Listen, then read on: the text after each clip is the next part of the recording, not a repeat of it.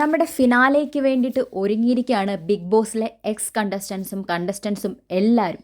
അപ്പം പുറത്ത് നമ്മുടെ കണ്ടസ്റ്റൻസ് ഒരുപാട് ഡാൻസുകളും പ്രോഗ്രാംസ് ഒക്കെ പ്ലാൻ ചെയ്യുന്നുണ്ട്. അവരവരുടെ കഴിവിനനുസരിച്ചുള്ള കാര്യങ്ങളൊക്കെ പ്ലാൻ ചെയ്യുന്നുണ്ട്.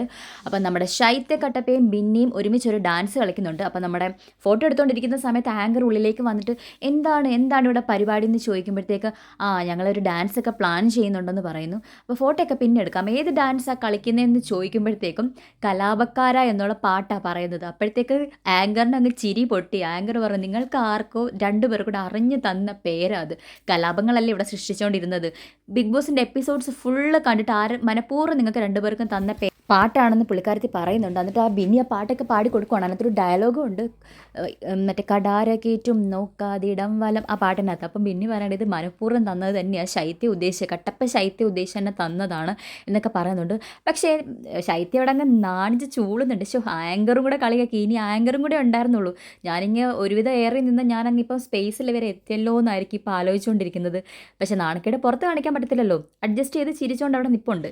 പിന്നെ എന്തായാലും നൈസായിട്ട് ശൈത്യയുടെ തലയിലോട്ട് അതിങ്ങ് ഇട്ട് കൊടുക്കുക കേട്ടോ. ആങ്കർ ചോദിക്കുന്നത് കലാപക്കാരെന്നുള്ള പാട്ട് കേൾക്കുമ്പോൾ രണ്ടുപേരും കൂടെ പറയുന്നു, രണ്ടുപേരും കലാപം അല്ലേ എന്നുള്ള രീതിയിൽ രണ്ടുപേരും കൂടെ പറയുന്നത്.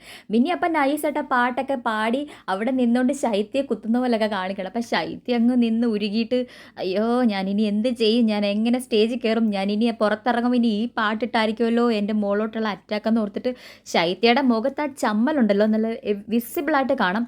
ആങ്കർ എന്തായാലും അറിഞ്ഞ് തന്നെ രണ്ടുപേർക്കും നല്ല പണി കൊടുക്കാൻ വേണ്ടിയിട്ട് ആ ക്വസ്റ്റ്യൻ ചോദിച്ചു.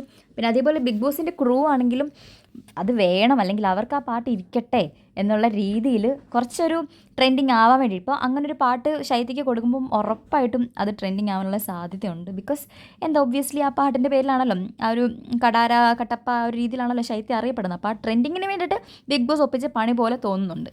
ഇനിയെങ്കിലും ശൈത്യം ഒന്ന് മനസ്സിലാക്കിയാൽ മതിയായിരുന്നു, ഈ പേരിട്ട് കൊടുത്തത് അനുമോളല്ല, ഓൾറെഡി ഓഡിയൻസ് ഇട്ട പേരാണ്. ഏഷ്യാനെറ്റുകാർ തന്നെ ഈ പേര് നല്ല രീതിയിൽ യൂസ് ചെയ്തിട്ടുണ്ട്.